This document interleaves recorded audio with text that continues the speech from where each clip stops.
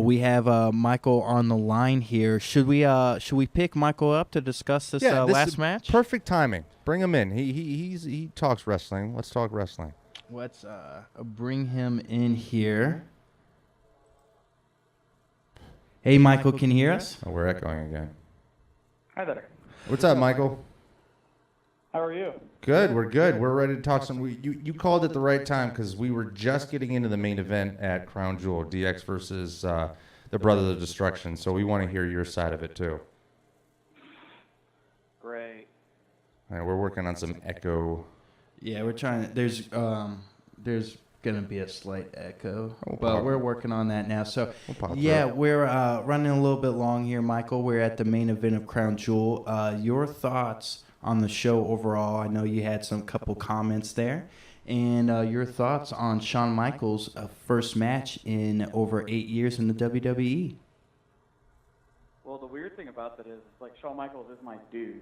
Right. Of all the wrestlers in the world, he has always been my guy, and I was kind of bummed. I mean, honestly, when I heard, people were talking about, oh, he's going to wrestle again, I'm like, why? He had like the best exit of all time. It's like hitting a home run at the bottom of the ninth in Game 7 of the World Series. It's just, don't do it. I mean... Right, and he had to come out bald, too. Now he's bald, too, so that's just weird. Exactly, yeah. I told Kyle during the match, I said, Shawn looks like one of those action figures you loved when you played with when you were a kid, and then years later you find it, but it's just missing the top headpiece.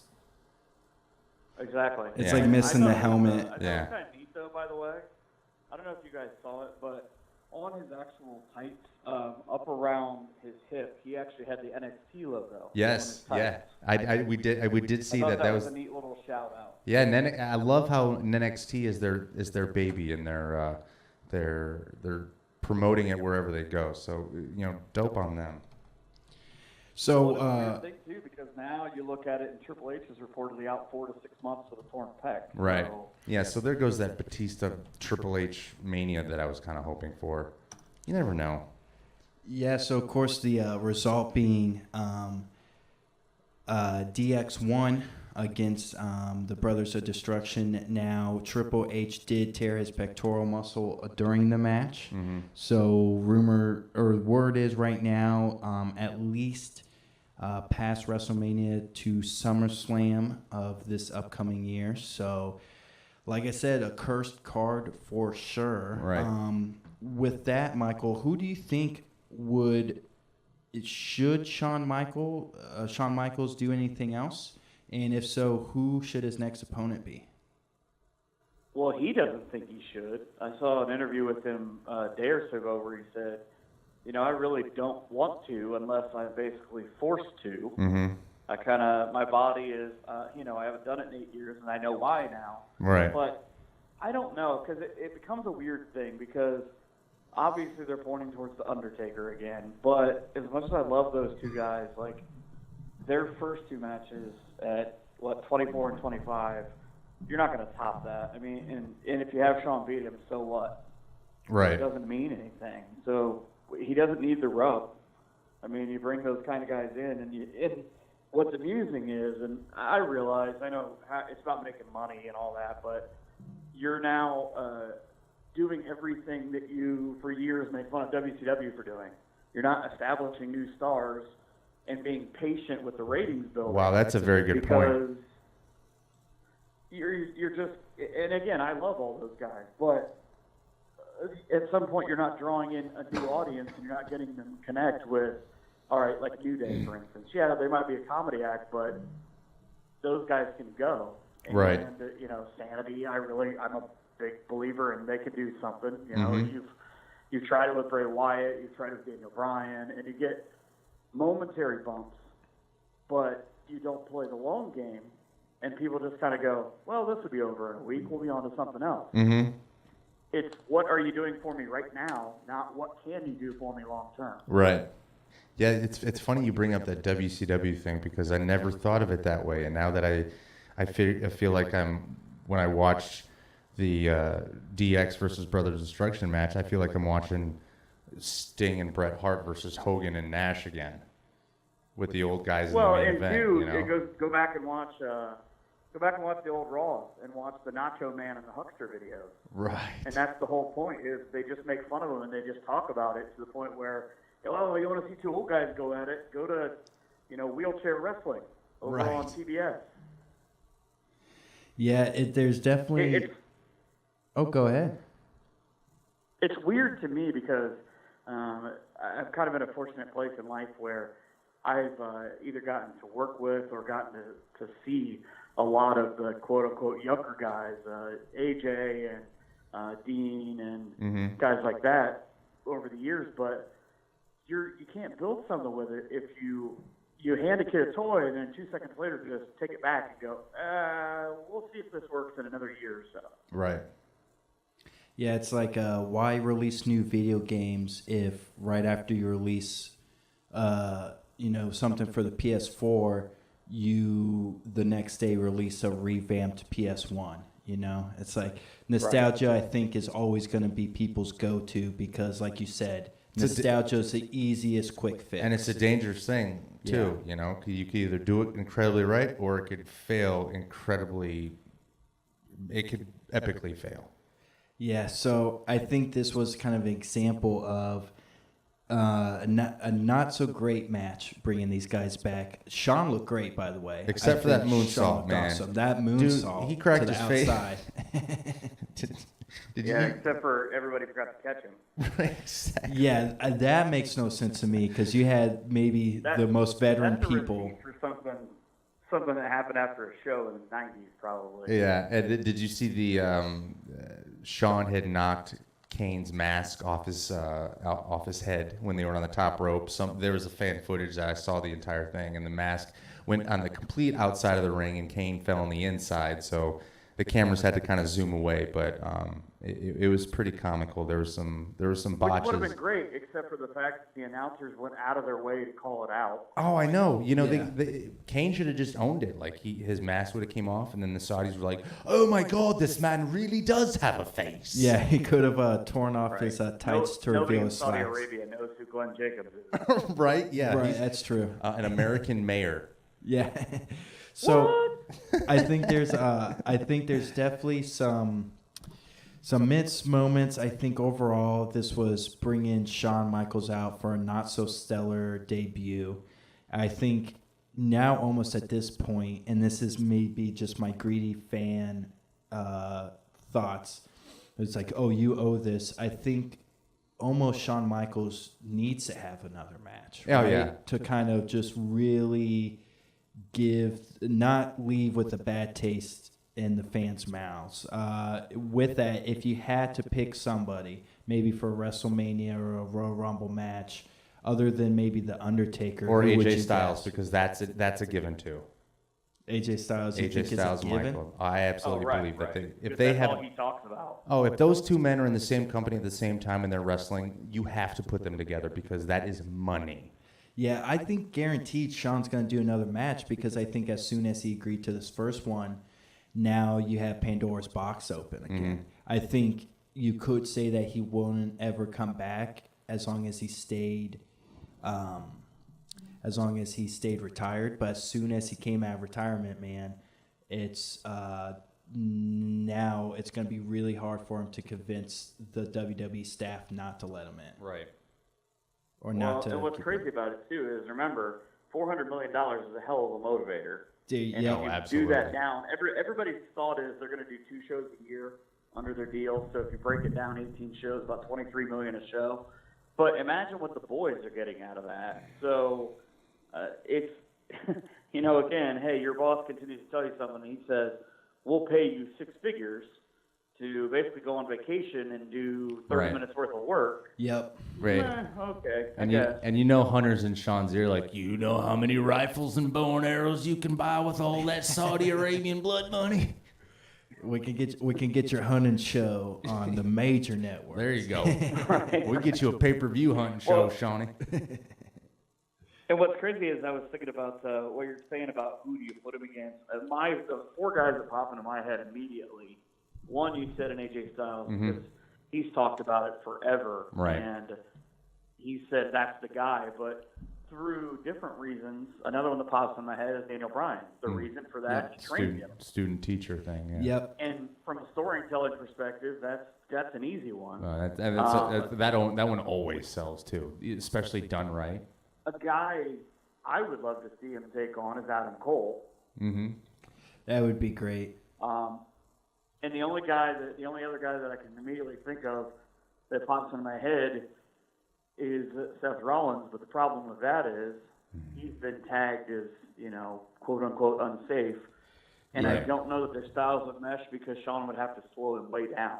Right. Because him or Dolph are probably the two closest to 1990s Shawn Michaels in terms of, hey, we can go out there, we can hit you with 6 moves.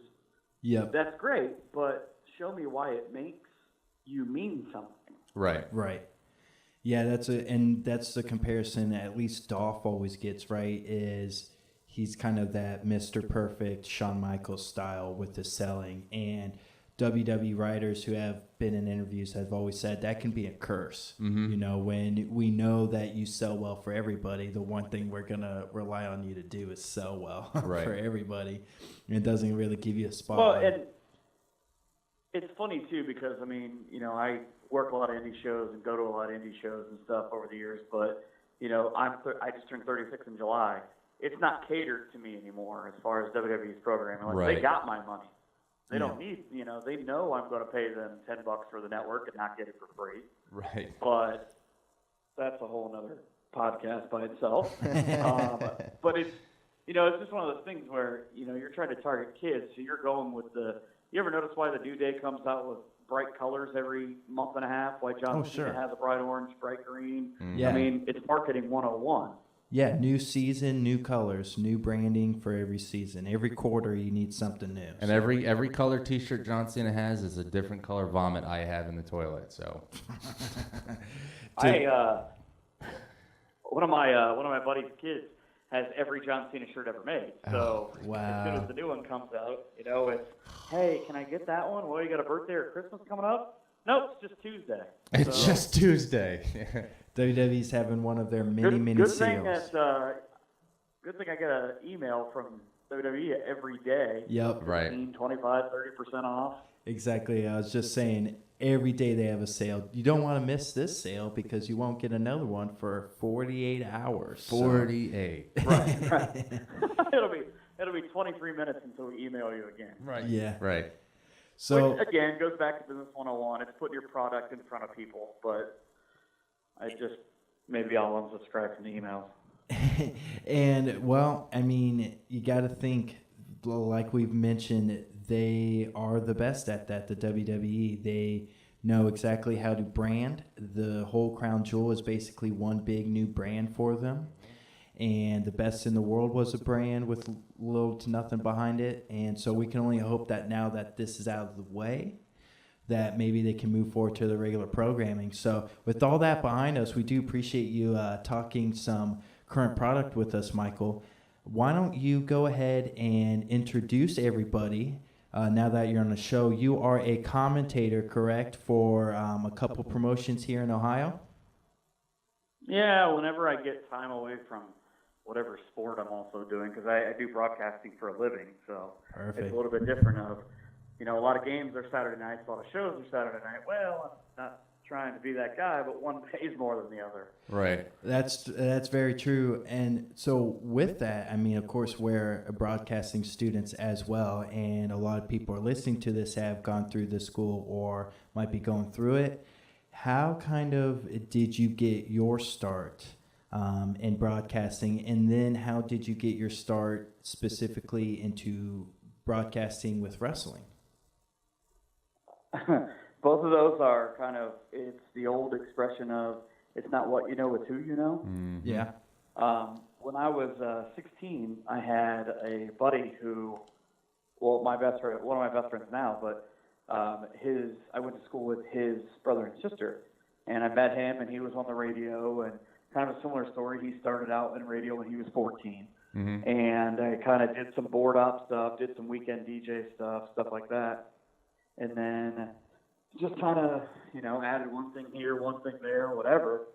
and I started doing play-by-play for a semi-pro football team when I was about 25. Mm-hmm. And it just kind of turned one thing into another. And again, I knew some people, and it was just, hey, I love wrestling. I'm going to the show anyways. How do I get on the show? Like, announcing is what I do. Can Right. we do something like that? And it just sort of, I started out with W.A.R. and was there. I've been there for, I think, about a decade or so. Wow. Okay. And I've gotten to see, Andrew Martin, who you would know as Test. Yes. His only Rest in peace. ever independent wrestling show was at War Wrestling in Lima after he got released from WWE. No kidding. And he unfortunately passed away a couple of days later, or a couple weeks later. But Oh, yeah. it's kind of one of those weird things, and it was right place, right time, and I've been able to sort of spin that off into Ohio Championship Wrestling, get some stuff for, I don't know what you know about the 90s and Dayton and Cincinnati wrestling, but they used to have a territory for WWE called HWA, Yep. which a lot of guys who are big stars then and now, they train there, they came through there. There's a trainer now there named Cody Hawk. He's Dean Ambrose's trainer, John Moxley, and got to be friends with him, kind of got to voice the, let's just call it 15th incarnation of HWA. Right. Got to call a couple AJ Styles matches, had him on our podcast, and kind of one of those things, just kind of pick and scratch and whatever you can get to do. So It's been a heck of an adventure. so you just said you called a AJ Styles match at one point? Yeah. So Funny story about that. what was that like? Did you have to did you know it was going to happen before time, or did you walk into the building and they say, hey, guess what? No, he was the big draw for the show. Right. Okay. Their second show that they had done under the Revent banner, and he was the draw for months. And he came in, he did a seminar. He could not have been a nicer guy beforehand. Oh, and no the kidding. funny thing about it was, it's in Middletown, Ohio, and the building that they ran in was another promotion called LSC, Legends of the Squared Circle, that's still running down there. Uh-huh. They ran in an old Ponderosa. Wow. So he goes up during this seminar, and he says, well, I can't say exactly what he said, but to paraphrase what he said, I guess I'm not doing any moves off the top rope because he nearly hit his head when he was in a specific corner. Right. Yeah. Oh my God, that is so funny. So what? It was. We got to do his match that night. It was great. Oh, I was it. I can't imagine even just calling an AJ Styles match. I'm assuming did you have to do homework before learn his moves, whatnot? AJ Styles? No way, dude. It was just pretty much shoot from the hip. AJ Styles, Oh man, way back. Man, I would have been in awe. This is like early Georgia days, Wow. Yeah. Short-haired necklace and small tights AJ Styles. Oh yeah. Jeez. But the greatest part about it was actually our podcast. We had him on as a guest, and he was fighting a guy who has worked and is a terrific wrestler named Jamin Olivencia. And we asked him, hey, AJ, can we borrow you for like half an hour to be on this podcast? He's like, sure, I would love to do that. So we go up front, and he goes, I just want to point this out to you.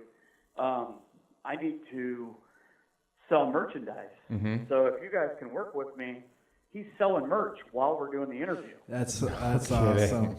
That is so awesome. So every time that he walks away, Jamin comes up as his opponent for that night and just starts talking crap about him. It's one of the funniest interviews we've ever done. Oh, that's a story to live off of. I absolutely just love that kind of stuff. So Michael, A week later he went to Japan and won joined the Bullet Club and all that. Right. Wow, was that soon? Okay, I was gonna say it's like when. Yeah, it was quite literally a week later after that happened that he went and won the IWGP title. And then he was his path was set from there. He was a worldwide star. So. So I mean, it was me interviewing him that helped him out. Finally got. I was just about to say you should take credit for his turn in wrestling career, man. Yeah, I was gonna say, I was like, right, nobody knew who AJ Styles was before that. If we're gonna trace it back, I mean, not X Division, not TNA, none of that. Yeah, no so way. Samoa Joe, never heard of her. Triple threat with him and Daniels and Joe. Oh yeah, that's a Sunday night heat match at best. Yeah. Right. Hey, and you never know. Next knows who these guys are. Next Tuesday, we're gonna see Michael McCormick debut as AJ Styles' new manager. You heard it here first. Oh yeah, maybe you got some favors. I don't even know where they are. So that was a question I was going to ask. So with again going back to Heartland, you mentioned John Moxley's now Dean Ambrose, and of course the Chris brothers came from there. They're now doing big things in Impact. What's it like, kind of seeing these guys before they're stars? Are there anybody that you just know are going to eventually make it to the big stage in one form or another? Or do some of these guys kind of surprise you? What's it like kind of seeing them grow up in their career? Well, it's kind of funny because I don't know how many people know this, but I mean, Lima itself is kind of a hotbed for where independent wrestling has been for the last 50 years, because there's a young man, his name is, let's call him Seth Rollins. Yeah. It wasn't Seth Rollins then, it was Tyler Black. Yep. And he was 18 years old, and he drove from Davenport, Iowa to Buffalo, New York, and basically just hit up every show on the way for like 2 weeks. And on his way through at 18 years old, about, I don't know, like a month or 2 or 3 after he got done training, he wrestled in Lima. And on the same show was a guy named Chris Sabin and Alex Shelley. Wow. Motor City Machine Gun. You know, Al Snow obviously is from Lima. Yep. But there are guys where I've seen Raymond Rowe, who is now in NXT. Oh, yeah. Warbeard or him and Hanson. That's right. They, I saw them years ago. They worked for a promotion in the greater Cleveland area. And it was him, and he had a group. And there were a couple guys named Josh Prohibition. There was a young 20-year-old named Johnny Gargano, who nobody's ever heard of. Oh, that guy sounds familiar. Yeah, he disappeared. He left Cleveland. He's is. another guy who, I mean, you just knew. There's like a bunch of weird circumstances around it, but he was head of a promotion called Pro Wrestling Ohio that has a bunch of tremendous workers over the years. And it's just crazy to look at that and think, there are 2 guys I've always said in my life. One that I worked with, and 2 that I got to see. And I just knew this guy's going to be a big star. One of them is 19-year-old John Moxley. Mm-hmm. I remember sitting in the same locker room with him. And again, I'm lucky. I can say I'm friends with Cody Hawk, and he was on WCW and was a trainer for a long time. And a lot of those guys you mentioned for HWA, he trained them. Eli Drake is another one, by the way. His name at one point was Dick Rick. Oh, and boy. He was about 150 pounds heavier. But I remember sitting next to Ambrose in Lima and thinking, this dude just has it. Like, he's going to be a star. And the first time I saw Gargano, I thought the same thing. Right. Now, here's one for you that's kind of funny. If you watch Lucha Underground or Impact Wrestling, Yeah. there was a student who's from Bellefontaine, Ohio, Mm-hmm. or Normal, Ohio, as he's listed at one point. Yeah. Not a real thing, I don't think. Named Cannonball Callahan. 350 pounds as an 18-year-old. You might know him now. His name is Sammy Callahan. Sammy Callahan. Yeah, I was doing the thumbs up, thumbs down. That's here right. in the studio. Okay. Him and the Chris brothers.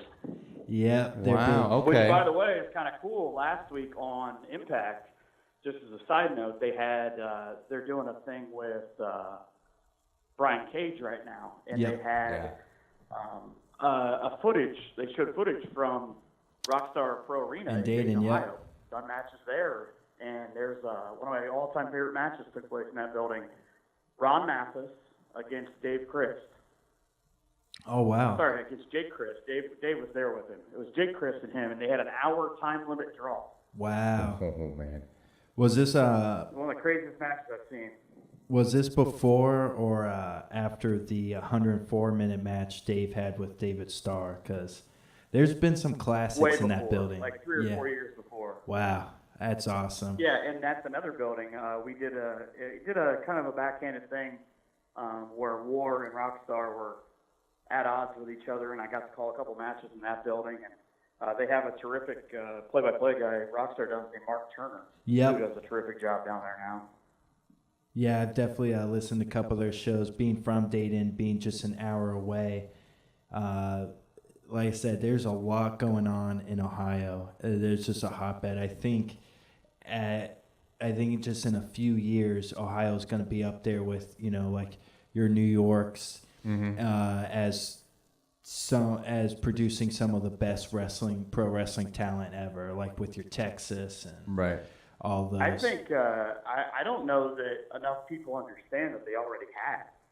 Yeah, I mean they definitely you look have. At WWE's roster, you've got Dolph and Miz and Ambrose. I mean, there's two Cleveland and a Cincinnati guy. You got Alexa, Cassius, you had Dana Brooke.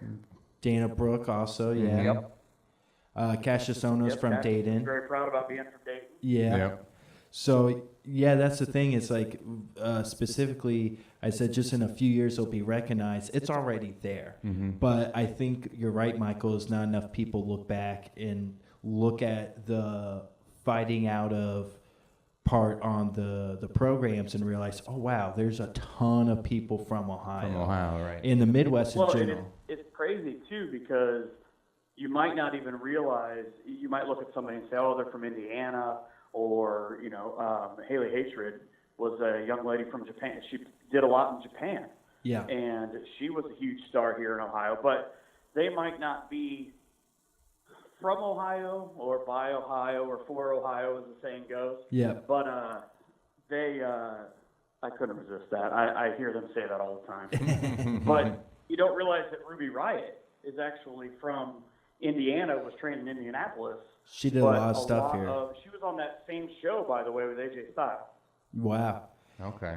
Yeah, just a ton. She's fantastic. One of the nicest people I've ever met. I've heard nothing but good things about a lot of the people you mentioned. Ohio is a hub. It not only produces a lot of talent, but it's a very easy place in the Midwest for people to go to. Watch out for her boyfriend too. By the way, her boyfriend's name is Jake something. He's from Michigan. I saw him live. He's going to be a big deal pretty soon. Yeah, I saw him. I saw him live on Friday. Actually, I was down at Rockstar, and he had a very good match with Alex terrific. Colon. Yeah, big guy. That's not a shock. Yeah, huge guy. Definitely made for the WWE. Just well. And another guy out of that Michigan area, by the way. Sorry, just quickly is. Watch out for a guy named Joe Coleman. Him and his partner Idris Abraham are one of the. I think if you look them up, one of the funniest tag teams. They're called Halal Beefcake. Oh wow. And I implore you to look them up because they have a video they cut for War Wrestling where they're on a playground. Yeah. Talking about getting ready for a TLC match, and I watched it 6 times and cried laughing every time. Oh, we'll have to check that out. Well, if we find out, we'll probably have to put a link on the show for everybody. Sure. Yeah. Well, Michael, we love talking wrestling, but why don't we get back a little bit back to you here? So as you kind of mentioned, you have done stuff for W.A.R. up in Lima and Ohio Championship Wrestling in Akron. What's kind of the difference between those? What's kind of what people should look out for, or the vibe people should get for those promotions? Why should people go to either of those? It's the age-old thing of supporting indie wrestling. I mean, I don't know that people realize, we talked about all the people that have come from here. It's just like minor league baseball players. They have to start somewhere. And I've seen matches in person that I think would blow a lot of people's minds, but maybe you've never heard of the people, or you just didn't realize it. I didn't go, I think, to my first indie show until I was 22. And looking at the guys now who are stars on TV, both, Impact, Lucha, and WWE, and there's a handful of them from New Japan, too, by the way. I didn't realize, all those guys have been through Columbus. They've been through Akron. They've been through a VFW. They've been through Fremont, Ohio. I saw Johnny Gargano in a stretcher match one time at a VFW, and he fought this guy named Starless, and it was one of the craziest matches I've ever seen. The actual, I think, craziest indie match I've ever seen was at promotion in Fremont, where they had a tag team called the Canadian Superstars, and they took on a very good tag team called Faith in Nothing, which only Vincent Nothing and or Christian Faith, who's a big deal in CZW right now. Ricky Shane Page. Yeah, Ricky Shane Page. He used to work under a mask, and they beat the hell out of each other. I mean, they had a steel cage match. The same show, by the way, that was the main event. And as much as I'm a fan of the Machine Guns and a huge Christopher Daniels and AJ Styles fan, they did not work each other, by the way. Yeah. All those guys were on that show. And the main event was the best thing out there, and it was a cage match between those 4 guys I was talking about. Wow. That's unreal. You never know what you're going to see. Right. And then being an announcer, you know, you get to see all the matches throughout the night. You know, you're not stuck behind the stage, so you have to peek. You know, you get to see it all. Yeah, and sometimes the craziest thing is trying to remember you have to actually talk and tell the story while it's going on. Yeah, right. You know, you kind of get lost in it because of the artistry of it, but yeah. I mean, I've been fortunate in my life to call some terrific matches.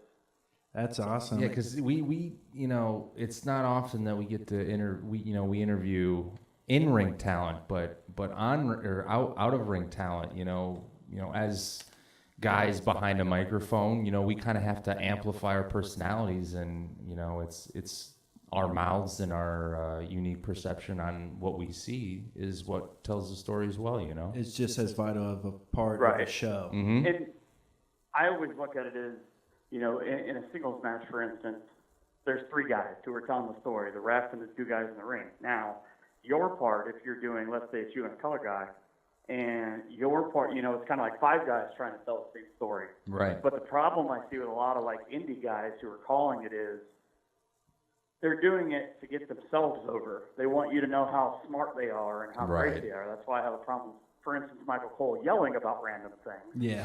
Superman punch. You want to help the boys tell the story, not you don't want to you get yourself over by putting them over. Right. Yeah. And I think it also helps just with, you know, the one thing that people have so much time struggling with pro wrestling is, well, is it a sport? Is it this? Is it that? Having a great play-by-play announcer or color announcer like you would have in a football game or a baseball game or anything else definitely gives you that sports-like feel and definitely allows people to just get enthralled with what's going on on their screen and not kind of maybe forget some theatrics until the time is needed. Right, and I will say it was the hardest thing for me coming from a sports background of, you know, waiting, and I had a problem of, and I had some very good teachers give me some pointers about anticipating things. And, you know, for football, it's what's coming next. It's not necessarily what you're doing, but finding a balance between calling the match and, so to speak, being a character. Like, that was a hard thing for me to understand at first, and it's not exactly like there's a school for that. Right. Yeah. Like we kind of mentioned too before, that's why we asked you how you got started with wrestling. It definitely is a hard thing to do, but the path is pretty straightforward. You find a reputable school, you go through training, and then they'll eventually put you on the shows. With some of these auxiliary positions, support positions, there's not so much a clear-cut path if you want to be a ring announcer or a commentator or production or anything like that. So it's definitely does seem like you'd have to learn on the road. Speaking of that, we just got a few more minutes. Which is the best thing ever, by the way. Yeah, just being on the road and learning. If you shut your mouth and just listen to people. Yeah. Oh, absolutely. That's awesome. I mean, even just here, it's been awesome just like listening to you tell us some stories and just tell us everything you've been through. Right. That's awesome. And speaking of which, you have a podcast, right, where people can kind of hear more of your experience on the indies. You want to plug that real quick? Yeah, we have myself and Ripper Blackheart have a podcast called Tales from the Indies. And AJ Styles is one that I'm really proud of because I will be honest with you, I have now reached the point in my life where working for TV stations and working in wrestling, I don't really I see people as people. They're not really like, oh my God, But Yeah. that one, the whole time we're doing the interview, inside I'm like, dude, it's AJ Styles. Yeah. Right. Like, don't be an idiot. Yeah. And I inadvertently, while trying to compare something, you'll hear it if you listen to the interview, I inadvertently referred to New Japan as an indie. Did someone correct you? It didn't come out right, is what happened. Right. Oh, he very politely corrected me very quickly. Oh, Yeah. But yeah, there's some really good ones. There's some you have episodes that don't always work. There's one that we tried to. I was on a trip with some guys from OCW, and we tried to point out what it's actually like to be on the road and be in the car. So we did the interviews with 5 of us in the car rolling down the road in a town I can't even remember in West Virginia. It's like what a real road trip is, though. It's right. just 5 guys talking at the same time. Talking at the same. You guys are probably picking each other's brains, exchanging stories. Oh man, if I had a year and income where I could do that, I would take a year to just travel with indie wrestlers across the country. Oh yeah, That'd be so much fun. It's amazing. Just like pick their It's brains. also how Yeah. is a great thing. Mm-hmm. Well, people can Nothing hear like that. I'm sorry, what was that last part? There's nothing like a Sheets. Yeah. Bro, I tell you, especially at 2:00 in the morning, and you're just craving Red Bulls and beef jerky. Yeah. Exactly. Yes. Personal and I can sandwiches. get a full 5-ish course meal. Yeah. Exactly. There you go. Have you ever had Wawa? And if so, can you finally settle the debate between Sheets versus Wawa? I haven't yet, but all of my friends who have had both rave about how much better Wawa is. Yeah, they're from New York, so I don't really trust them. Okay. I'm gonna have to go with Wawa too. They had one in Virginia, and I'll take a Wawa over Sheets any day. Well, Michael. I'm going to Virginia in February. I might try that out. Oh, do There we it. go. Hit Benji up for that. So as we wrap up here, people can check out Tales from the Indies. I'm assuming it's on all the podcast platforms, correct? Yep, it's up on iTunes. Perfect. We have a couple questions from, or I guess statements you would say from the comment section. First of all, Corey, in regards to AJ, says No, don't listen to him. You already know where it's coming, huh? When you mentioned your He's probably co-host. who was texting me while my phone was going off. Oh, gotcha. Yeah, you mentioned your co-host for the Tales from the Indies, Ripper Blackheart. He said he was the one that gave AJ the rub. Another one, Eric Dunlap says that you need to bring back the blue hair. So you got to tell us about that. Did you have blue hair at one point? Did I? I don't Maybe. remember having blue hair in my life. Maybe he's thinking of somebody else, but Eric Dunlap says McCormick needs to bring back the blue hair. And I was like, well, if you had blue hair, then you need to talk about that. So maybe a different McCormick. If I did, I maybe pushed it out of my mouth or out of my head. Yeah. It was a terrific idea at the time and terrible in general. Well, I feel you there. My whole senior year of high schools, I let my hair grow out and my curls went down to my shoulders. Well, you got curly hair? Yeah. I never noticed that. Have you noticed? So I understand a couple bad hair decisions or two. But I have very dark hair, and the day before my senior pictures, I tried to dye it blonde. It came out orange. My mom is still pissed. Hey, orange is a good color. All right, orange is a very underrated, and it's a very good color. No, it was terrible. It was very, very bad. For your pictures that your mom was paying for, I'm sure she was. It was not Cleveland Browns orange, trust me. Oh, okay. All right. Then there's no other orange that needs to be named. I've spent enough time in Northeast Ohio. I get where that's going. My man. That's what I'm talking about. Got to hit the burrito store in Berea. I'll send you a message about it. Oh, beautiful. We love our burritos here at Top Jobbers. Oh, yeah. We know James the Mayor at Heel and Face loves his burritos too. Burrito brain. Corey Grant loves all kinds of burritos. Just look at him. Yeah. Well, he was. Corey was saying that maybe Eric was thinking of Carson Knightley. Is that a personality that may have had that that's blue? who he's thinking of. The There guy you the guy who was doing color before Ripper was. There you go. So there you go. Ripper Blackheart wants me to remind you before I go Uh-huh. that he is the most evil and best manager on the entire indie scene. All right. Thank you so much, There we Ripper. Tell Ripper to come on the show, and then that way he could put himself over, and he doesn't have to use you as a middleman. You got a profanity filter? He's got no problem with putting himself over. Okay. Yeah. Hey. I'll have my beep button ready. There you go. Yeah. 7-second delay. You better start it now. Okay. Well, Michael, we appreciate you so much for coming on here, talking wrestling, man. It was so awesome to hear all these stories. You're invited back anytime to share some awesome stuff and to give their perspective from a different point of view.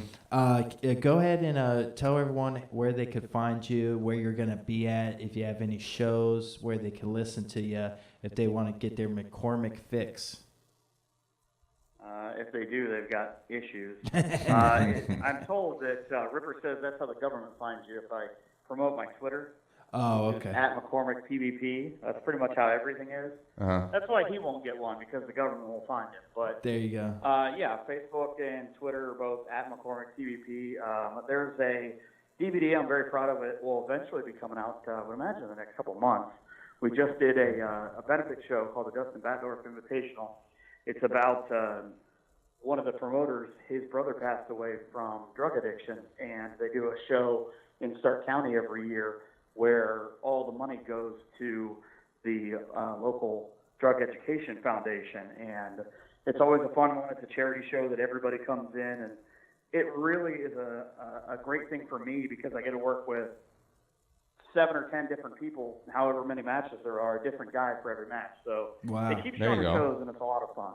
That is awesome. Yeah, you had pointed that out, and I'm glad that we finally got to it. That is an awesome thing to do, and to kind of to get something good out of the sport. So again, Michael, thank you so much for joining us. We'll have this interview on YouTube later on. Absolutely, and man. You have a wonderful night. It was a blast, man. Thanks. You guys too. Thank you again.